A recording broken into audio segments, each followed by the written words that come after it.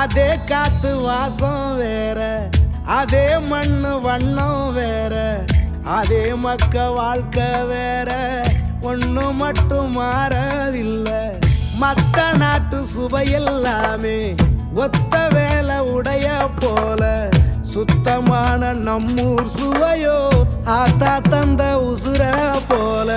மூட்டி பாசம் கொட்டி சமைச்சது திண்டுக்கல் தலப்பா கட்டி, நெய்யூத்தி நேசம் கொட்டி இழுக்குது திண்டுக்கல் தலப்பா கட்டி.